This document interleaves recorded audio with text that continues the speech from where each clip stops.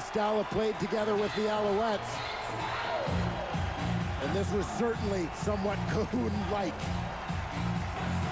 Dave Stala goes horizontal. Kevin Glenn saw that Dave Stala was going to be open right from the line of scrimmage. He's going there all the way. Highlight of the night stuff right there. Ryan Grice-Mullen trying to follow the wall again. He does, has good blocks. Grice-Mullen outside.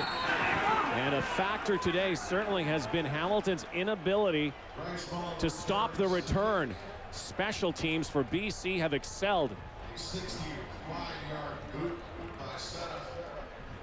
Yeah, the Lions' return game has been huge.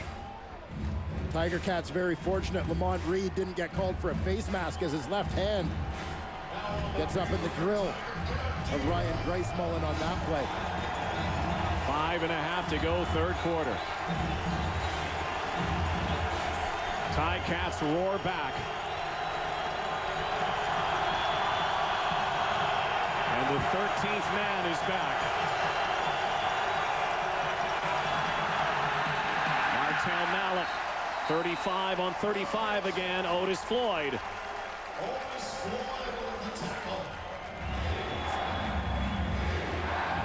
Otis Floyd has been all over the football field here today. Doesn't seem to like Martel Mallet wearing his old jersey.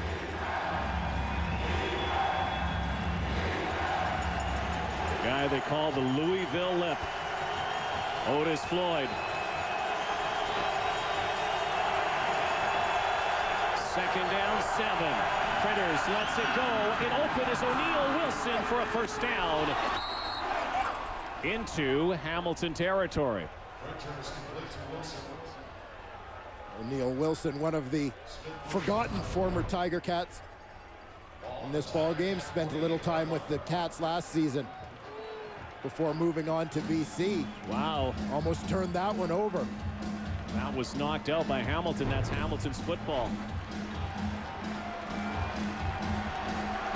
So first and 10 to go the Lions from the Hamilton 48-yard line. Play action. Printers looking for Grice-Mullen. Has it. Another first down. Ball fumbled at the end. And did Grice-Mullen have this football long enough?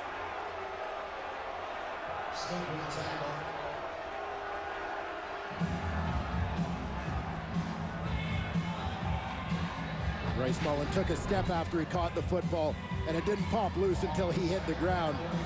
You see a couple of steps there as Bo Smith makes the tackle. And he's on the ground. Yeah, down by contact before the ball comes through. There is a challenge flag that has been thrown by Marcel Belfait. So again, his coaches in the spotters booth upstairs would have relayed information about the replay. Glenn Johnson will come over. Catch, 1 step, 2 steps down to the field, then the ball's out. So our first challenge of the afternoon. And in what has become good old-fashioned Canadian Football League playoff game. We'll review the play. Challenging down by contact. I'm sure the contention here from a Hamilton point of view, and this is one of those often debated calls. Smith is down. They're trying to argue that Grice-Mullen isn't down before the ball is pulled out. But he on top of Smith, who's down on the field.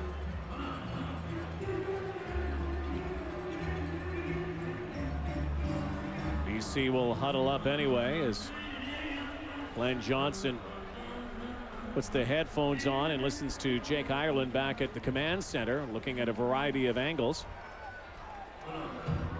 And a quick decision right here. After review, the ruling on the field stands. The player was down by contact. The fans don't like it, but it's the right call. Yeah, they don't have high-definition angles that Jake Ireland has back there. Something that was implemented this year in the Canadian Football League. Nor do they have Jake's objectivity in looking at it. Casey Printers 16 of 19 for 232 so far. Knocked down. Justin Hickman, one of the newcomers on the Hamilton D-line. So much pressure from this Hamilton D-line throughout the season. Hickman has been a force. He sure has. A guy who really picked up his game late in the season. A number of sacks, but all year long, we saw the effort, the motor from Justin Hickman. And this young defensive end is going to be a player to watch in the Canadian Football League for years to come. Just over 3 minutes to go, third quarter. The Lions try to answer that Dave Stala touchdown. Printers flushed out, goes deep to the end zone, and almost picked off. There's a penalty marker. Paris Jackson was the intended target, and you wonder if this might go against the BC receiver. Well, Keane Bradley did a lot of pushing and grabbing before he turned on this play. So it's Pass going. interference, screening. Hamilton, number 31. While the ball was in the end zone, first down on the 1. Against Joaquin Bradley. Bradley turned at the end because this ball took a long time to get there, but the infraction had been committed by that time. In the end zone, right there. There's where the penalty occurs, and then finally at the end of the play, he turns around as the ball arrives. 34 yards, the difference. It goes to the 1 yard line. Jarius Jackson comes in behind center. Rolly Lumbala takes it and takes it into the end zone. Rolly Lumbala, draft pick of the BC Lions. On the eve of that draft last year, the Hamilton Tiger Cats gave that pick up and acquired Markeith Knowlton. Rolly Lumbala with a touchdown here after that penalty interference call. Back to the previous play that set this all up. The problem is no contain. They allow Casey Printers to escape out to the defensive left. And again, Casey Printers out of the pocket. This is where he makes his biggest plays. Markeith Knowlton came too far to the inside and let Printers slip out. Casey Printers engineers another drive, brings his team back, and silences Ira Wynn again. Classic. Colts undefeated. Live coverage 7:30 tonight Eastern. TSN high definition right after the West Division semifinal. There's a Colts fan. Is it just me, or is he lost? Yeah, maybe. Hobheads are out. Not a lot to cheer about so far. DeAndre Cobb. John Williams stumbles. Kevin Glenn and the Hamilton Tiger Cats now trying to respond. They'll scrimmage from just outside their 35-yard line. 2.5 minutes to go here in the third quarter.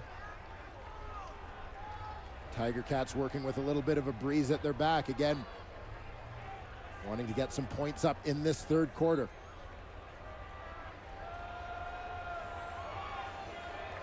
Took a while in this game before we got our first touchdown from Casey Printers. Now had a couple in the second half. Casey Printers has been outstanding so far. Chris Bauman gets the outside. Oh, does he take a hit from Corey Banks?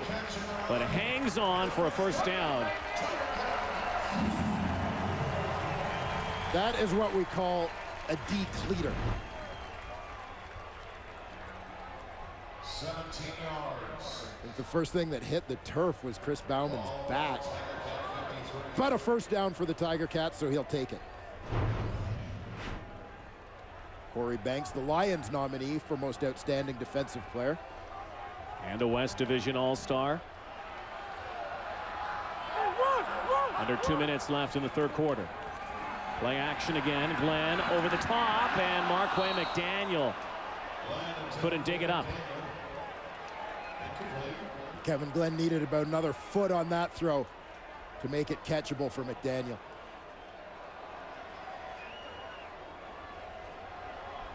Marquay McDaniel, the combined yardage leader after the regular season. A lot of his work on returns. Primarily a receiver now in the playoffs. 2nd down and 10 near the midfield stripe. Glenn going downfield for James. For James. Miscalculation on the overthrow. Kevin Glenn was underthrew Marquay McDaniel by about a foot on 1st down. On 2nd down, Bryson James, the outside receiver towards the top of your screen, just runs past Dante Marsh on this play on a go route. Glenn comes up with the overthrow that time. There's the frustration from the Ticat quarterback for opportunities missed on that possession. Bryce Mullen, lucky to get it back.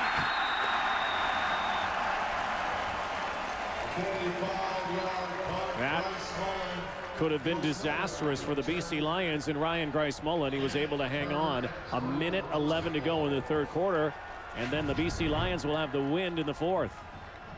Indecision almost killed Ryan Grice Mullen as to whether to rush up and catch that football or let it bounce. In the end, he decides to try and make the catch.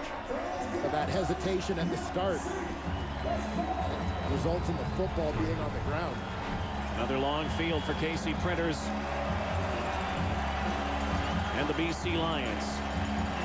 KC Printers, who spent 2 seasons, 2 very forgettable seasons in Hamilton, was supposed to be the savior of the franchise. Ended up out of football at the beginning of this year. And there's a penalty marker. The play clock had run down, so a time count violation. And you can blame the Hamilton crowd on that one. Time count violation. BC number 1. The 5-yard penalty. Repeat 1st down. And we could see KC Printers as that clock ticked down, sort of waving to his teammates, almost if he knew it was going to tick down, but maybe didn't like the personnel package that was in there for the play call that they had. Just let it run out. He'll take that penalty.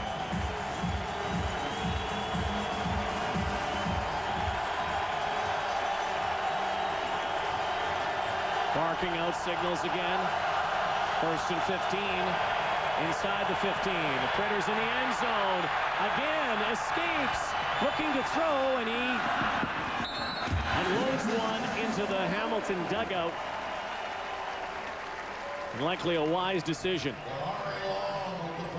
And Hamilton would love to get a stop and force a punt here while they've got the wind. They'd love to see McCallum have to punt into the wind before the teams change ends at the end of this quarter. 40 seconds to go. The Tiger Cats again, though, on this play, they didn't have that contained responsibility, that outside-in leverage to keep KC Printers in the pocket. Fortunately, that time there were no open receivers. Look who's back in town, the monster. One of the greatest Hamilton Tiger Cats, Joe Montfort.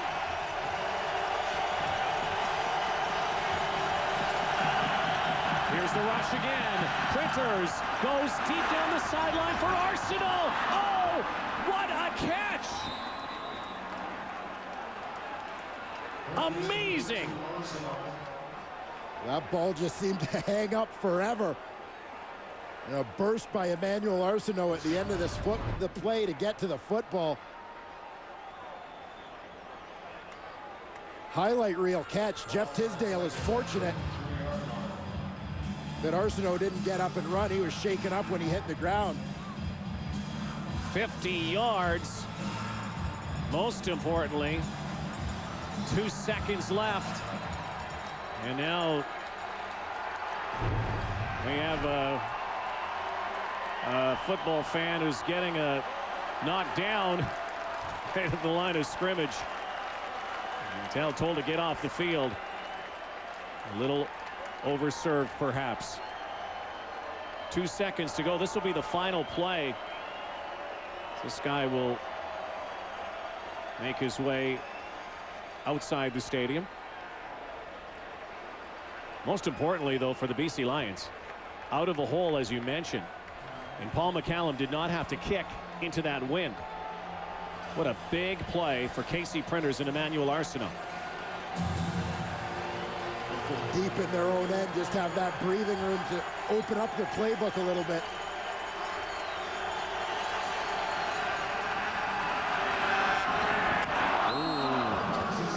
That was underthrown. Joaquin Bradley honing in on that ball. That's 3/4 in the East Division semifinal.